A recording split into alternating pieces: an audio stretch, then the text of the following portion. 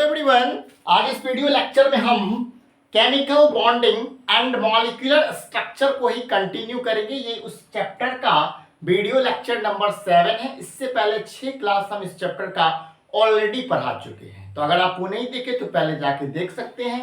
तो स्टार्ट करते हैं। आज का जो टॉपिक है वो है bond parameter. There are 4 bond parameters, that is bond length, bond angle, bond enthalpy और bond energy and bond orders. तो आज हम बात करेंगे इनके बारे में। सबसे पहले बात करते हैं बॉन्ड लेंथ के बारे में कि बॉन्ड लेंथ क्या होता है। ठीक है, तो ये जो होता है बॉन्ड लेंथ क्या होता है, तो equilibrium distance between centre of nuclei, यानी कि एटम के जो सेंटर में न्यूक्लिया होगा एक एटम के और दूसरे एटम के भी सेंटर में न्यूक्लिया का जो दो बॉन्डेड एटम्स होते हैं, वहां से लेकर के उसके आउटर मोस्ट शेल तक, ठीक है, दोनों का जो रेडियस होता है nuclei of the two bonded atom in molecules.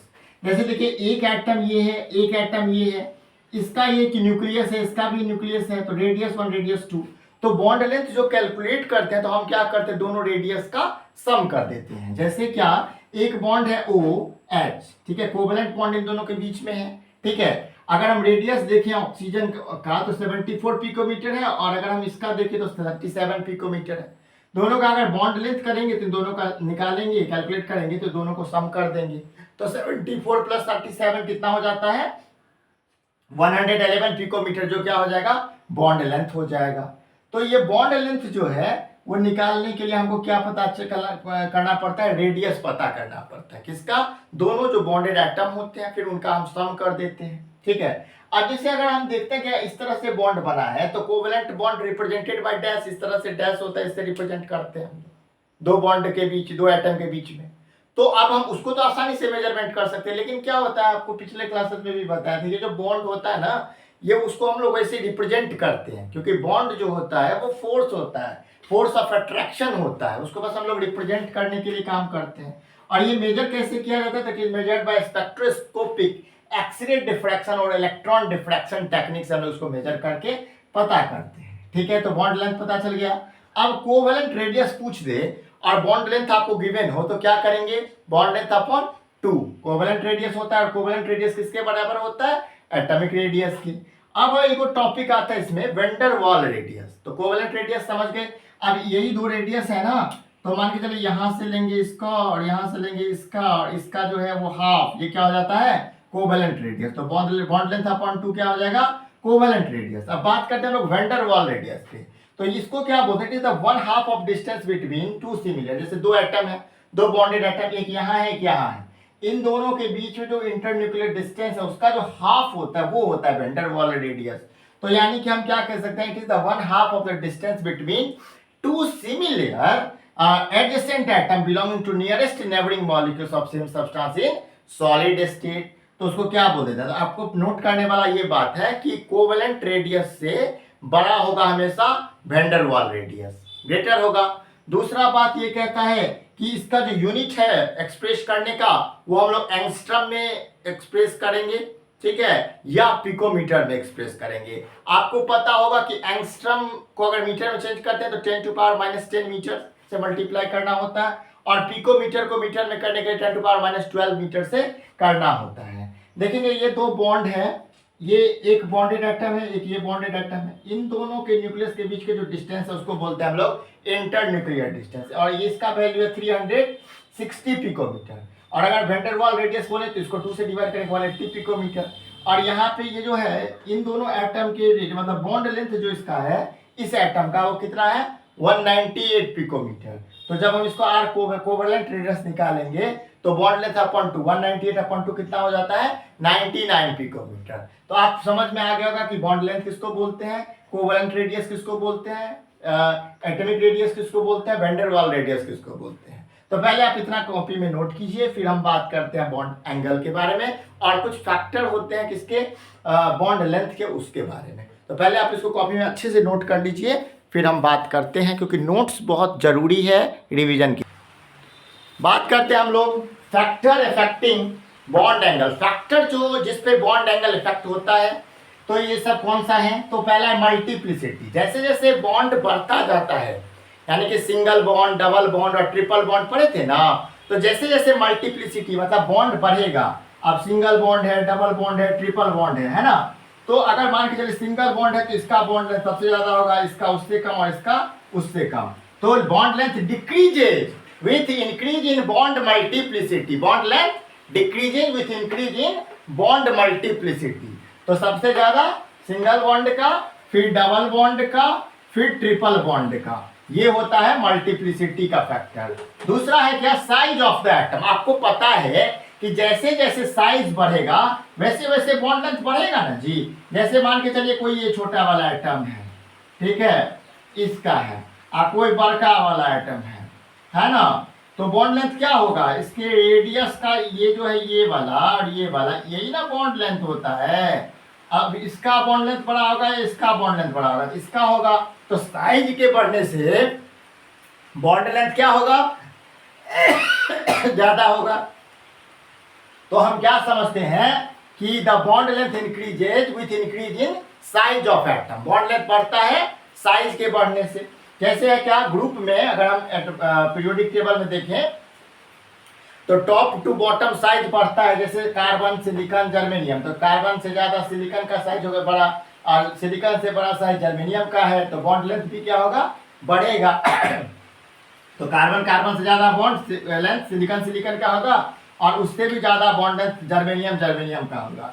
तो ये दो फैक्टर होते हैं बॉन्ड लेंथ के। बॉन्ड लेंथ खत्म हुआ, अब बात करते हैं हम लोग बॉन्ड एंगल का। बॉन्ड एंगल किसको बोलते हैं, तो the angle is made at the central atom with neighbouring atom.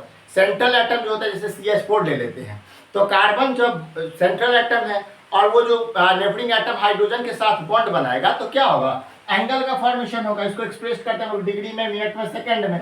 तो जैसे यहाँ पे देखते हैं कि कार्बन सेंट्रल एटम हाइड्रोजन के साथ बॉन्ड बना रहा है, मीथेन, तो यहाँ पे टेट्राहेड्रल शेप आ रहा है, 109.5 डिग्री का एंगल बन रहा है। पिरामिडल एमोनिया और ये एंगुलर वाटर का, इस तरह से हम लोग बॉन्ड एंगल और ये क्या बॉन्ड लेंथ समझे। पहले इसको भी कॉपी में अच्छे से नोट कर लीजिए। फिर हम लोग बात करते हैं बॉन्ड एंथैल्पी का और बॉन्ड ऑर्डर का। तो बॉन्ड पैरामीटर आज इस वीडियो में हम खत्म करेंगे, तो बने रहिएगा अंत तक नोट करते हुए, क्योंकि नोट्स बहुत ही इंपॉर्टेंट होता है रिवीजन के लिए। अब बात करते हैं बॉन्ड एंथैल्पी और बॉन्ड एनर्जी के बारे में। तो बॉन्ड एंथैल्पी क्या होता है, तो आपको पता होगा कि, या फिर बॉन्ड एनर्जी, जो बॉन्ड को ब्रेक करने में जो एनर्जी रिक्वायर्ड होता है उसको हम लोग बॉन्ड एंथैल्पी बोलते हैं। यानी कि दो बॉन्ड बना होता है, जैसे H2 गैस है, अब H और H के बीच में बॉन्ड बना है, उसको H में अलग अलग कर देना, वो जो होता है वो बॉन्ड एंथैल्पी होता है, या बॉन्ड एनर्जी उसको बोलते हैं। तो the amount of energy required to break 1 moles of bond of a particular type between the atom in gaseous state। अब यहाँ पे समस्या है कि गैसियस स्टेट में ही क्यों, सॉलिड स्टेट में क्यों नहीं, लिक्विड स्टेट में क्यों नहीं। तो आप छोटी क्लासेस से पढ़ रहे होंगे कि सॉलिड स्टेट के जो कॉन्स्टिट्यूएंट पार्टिकल्स होते हैं वो बहुत क्लोजली पैक्ड होते हैं, बहुत नज़दीक में होते हैं, उनके बीच में गैप बहुत कम होता है। वही अगर लिक्विड स्टेट के कॉन्स्टेंट पार्टिकल्स की बात करें, उसमें थोड़ा ही गैप होता है। लेकिन गैसेस स्टेट के जो कॉन्स्टेंट पार्टिकल्स होते हैं, यानी कि एटम, मॉलिक्यूल्स या आयंस, उनके बीच में काफ़ी ज़्यादा गैप होता है। तो इससे हम क्या समझते हैं, तो गैसेस स्टेट पे ये एनर्जी, ये काम किया जाता है। इसको किलोजूल पर मोल में से हम लोग एक्सप्रेस करते हैं, ठीक है। दूसरा है क्या, इसमें भी मल्टीप्लिसिटी का फैक्टर एक होता है कि ट्रिपल बॉन्ड को ब्रेक करने में सबसे ज़्यादा एनर्जी खर्च होता है, डबल बॉन्ड को ट्रिपल से कम, और सिंगल बॉन्ड पे सबसे कम एनर्जी रिक्वायर्ड होता है, ठीक है। अब देखिए H2 सिंगल बॉन्ड है, HH, O2 डबल बॉन्ड है, और N2 ट्रिपल बॉन्ड है। तो हम देखेंगे कि हाइड्रोजन को जब किया H प्लस गैस और HCl में अलग अलग किया, तो यहाँ पे 435.8 किलो जूल पर मोल इसमें एनर्जी खर्च हुआ। यहाँ पे देखेंगे 498 हो गया, यहाँ से बढ़ा, फर्स्ट मतलब सिंगल बॉन्ड से डबल बॉन्ड में ज़्यादा एनर्जी खर्च हुआ, और डबल से ट्रिपल में और ज़्यादा खर्च हुआ।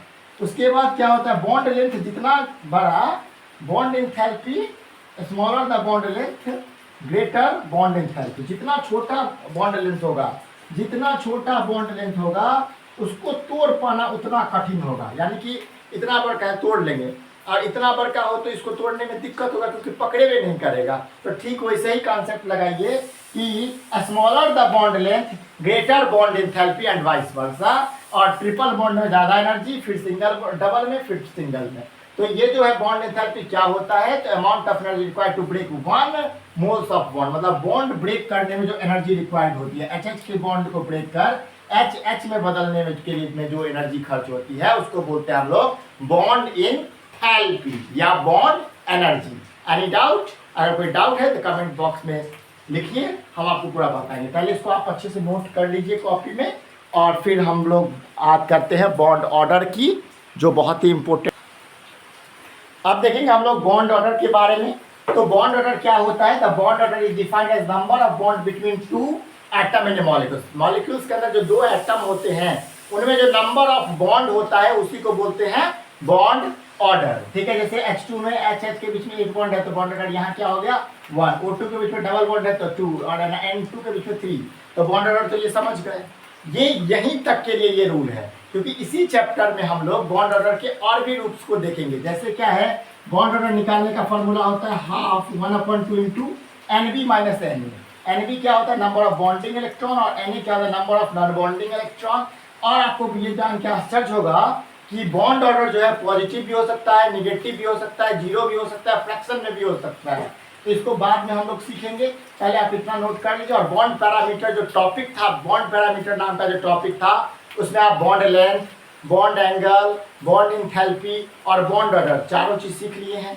अब आगे के थ्योरी भी हम लोग मतलब लगातार चल रहा है हमारा session, chemical bonding and molecular structure का लगातार हम लोग क्लास ले रहे हैं, कोई भी मतलब टॉपिक छोड़ नहीं रहे हैं, सारा पढ़ा रहे हैं। तो अगर आपको ये सेशन अच्छा लगा तो इसको सपोर्ट करें, इस वीडियो को लाइक करें, चैनल को सब्सक्राइब करें, बेल आइकन को प्रेस करें, जिससे हमारे हर एक वीडियो का नोटिफिकेशन आप तक पहुंचे। Thanks for watching this video.